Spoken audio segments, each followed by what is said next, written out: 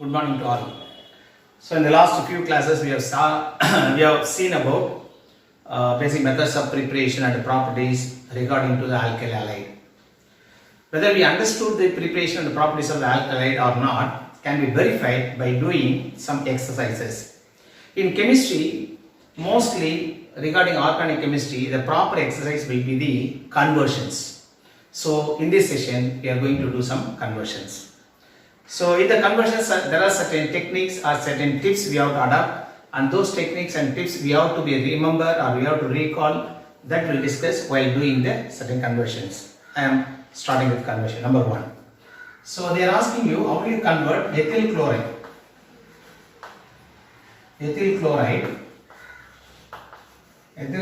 to propanoic acid. They have been asked to convert from ethyl chloride to propanoic acid. So before conversion, let us write the formula, structural formula for this one is CH3CH2Cl. This is ethyl chloride. What they are expecting is propanoic acid, that is CH3CH2COOH. Remember, there are 3 carbon, here we are having 2 carbon. Now one thing it is clear.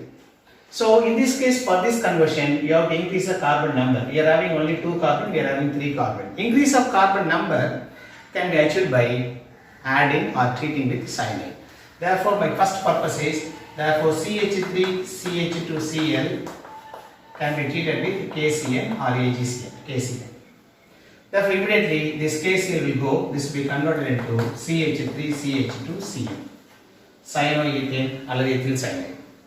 This is on hydrolysis. Whenever cyanide is hydrolysis, it is converted into acid. Therefore, the product will be CH3CH2COOH. That's all. What is the technique? To add here one more carbon, just you think about addition of cyanide or substitution of cyanide. In this case, Cl is replaced by cyanide. Once the cyanide is brought into the picture, then hydrolysis, we are getting propanoic acid. Then I go to the second one. Conversion of ethanol to propane nitride. Ethanol to propane nitride.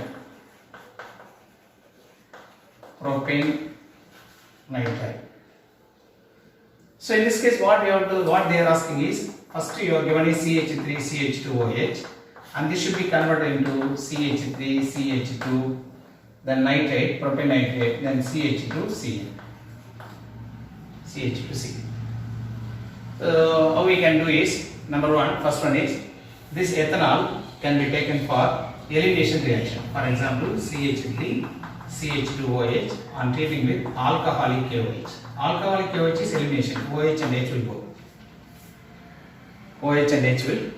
Therefore, conversion from ethanol to propane.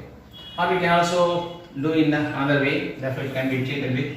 So let it becomes as CH3. So OH and H will go. This will be CH2 double bond CH2. Then I am adding HBr, and this will be again this is CH3 CH2Br.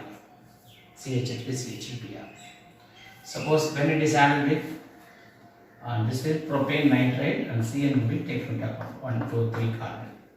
So when it is treated with AgBr or AgCN or KCN, so KBr will go, therefore it is CH3 CH2Cn. So while naming this one, this carbon will be taken into account, therefore it is propane nitride. There is also one more method. Instead of going like this one, we are also thinking about one more method is CH3CH2OH. So directly it will be converted into iodine. For iodine means in situ, instantaneous preparation of iodine is red phosphorus. In the presence of iodine means it will act as Pi3. So Pi3 means OH will be replaced by I. Therefore this will be CH3CH2I, iodine. Again now treated with KCN, we will get this CH3CH2Cl. Either you can think of this method or this method. Both are correct.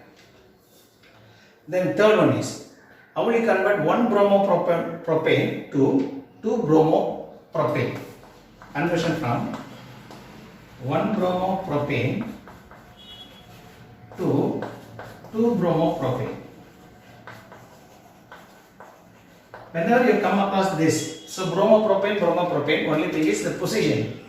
The bromine position has been shifted from 1 to 2. Whenever you find like this problem, think that this can be achieved by converting the bromopropane into alkene, then by using Marconico rule addition. Therefore, first one is bromopropane should be converted into propane, that is by treating with alcoholic KOH. First I am writing one bromopropane, CH3, CH2, CH2Br.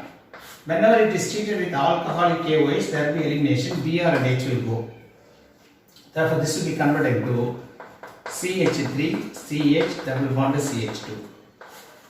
Now we have to convert this into 2 bromopropane. Therefore, bromine should be added here, H must be added here. So H is more number, here H is less number. Therefore, this Marconico rule, just you add HBr without any peroxide. This is a Marconico rule. Therefore, H will be added here. Therefore, the product will be CH3, CHBr and CH3. Therefore, this is our required product, 2 bromopropane. So again, I am recalling you that whenever the number is split from 1 to 2, the first step is it should be converted into alkene by using elimination reaction. After that, you want to change the position properly using HBr, addition of HBr with the peroxide and without peroxide. It is our presence of mind. That means that the Br is to be added here, less number of H means, and H is to be added with the more number of H means. It is a Marconico rule, no need of peroxide. Otherwise, you have to use a peroxide. The next conversion is, how will you convert 2-chlorobutane into 3,4 dimethyl hexane. Dimethyl 2 carbon, hexane 2 carbon, therefore ultimately here is 8 carbon. 2-chlorobutane means it is 4 carbon. Therefore, you should keep in mind that carbon number gets doubled. Whenever the carbon number gets doubled means it is either must be a Wurtz reaction or Wurtz-Fittig reaction or Fittig reaction. Because in Wurtz reaction, carbon number gets doubled. Therefore, just you think about the Wurtz reaction. Wurtz reaction is alkyl halide plus 2Na. Again, same alkyl halide will get this 2NaX point. This 2NaX will leave, then R, will combine such that the carbon number gets doubled. Now, just and similarly, I am going to write as 2-chlorobutane. So, 2-chlorobutane means butane, C, this is chloro, 2-chlorobutane, CH3, this may be CH, and this may be CH2, and this is CH3. This Wurtz reaction, then we add 2Na. They again the same molecule, that is CH3, CH2, CH, Br or Cl. Suppose it is chloro, therefore I am putting this is CH, Cl and CH3. In the presence of ether, they will combine. What will happen is NaCl will goes, therefore this will combine. NaCl will goes, therefore this will be CH3, CH2, CH3 will be here, and this Cl will go straight away this CH. So beyond this CH3 and the remaining thing is CH2, CH3. What is the basic concept is, here the carbon number gets doubled. Number is 1, 2, 3, 4, 5, 6 is hexane, 3, 4 dimethyl hexane. Therefore, whenever any conversion, suppose you are going to wish to work out means, first of all you have to think about what they have given is, imagine or try to write the number of carbon present or the structural formula. Then you think about the product. So what I understood here is, in the butane there are 4 carbon, but in the hexane there are 6 plus 2, 8 carbon. Once the carbon gets doubled means, it is very clear that this must be Wurtz reaction. The Wurtz reaction means alkyl halide plus alkyl halide in the presence of Na, 2 NaCl will goes off and the remaining product will be directly added. Then another 2 or 3, just I wish to solve. Just another 2 or 3 I wish to solve. You see, how will you convert ethane to bromoethene? Ethane to bromoethene. Ethane to bromoethene. Ethane to bromoethene. The problem here is it is a double bond. What we are starting is single bond. Therefore, it has to be started from single bond, ended with a double bond, and also in the double bond you should have one bromine. So how we can start is ethane, CH3, CH3. This is ethane. So first immediately it is treated with any alkyl halide or any halide, that is ethane to bromide. First I am treating with any bromine. Suppose I am saying Br2 with CCl4. In both the cases bromine will be added. That will be CH2Br. Again this will be CH2Br. This is called vicinal chloride. If the two bromine attached to two different carbon, it is a vicinal chloride. The next one is, when it is suppose Br2, only thing is suppose instead of CH3 like this one, suppose I am thinking the other way. This is not removal of bromine here is a little bit difficult. Therefore I am thinking other way. First Br2 just on using the UV rays. That means one carbon will be retained, will be another will be Br. Now you add alcoholic KOH. Alcoholic KOH means this will be removed. Therefore this will be removed as CH2 double bond CH2. CH2 double bond CH2. Now again you have to add HBr. So HBr means here, or now you can think about the addition of Br2 in the presence of CCl4. Now it is possible that therefore CH2Br single bond CH2Br. Now if you put a alcoholic KOH, one H, one Br will go, one H, one Br will go. Therefore this will be CH2 double bond CHBr. So again I am repeating that. Initially I have given is ethane. First ethane is converted into ethyl bromide just by adding bromine in the presence of UV. Because alkane can be alkane will undergo bromination in the presence of UV rays. Then alcoholic KOH means this two will go up, is converted to alkene. Then addition of bromine in the presence of CCl4 means in both the cases Br will be added. This is called vicinal bromide, dibromide.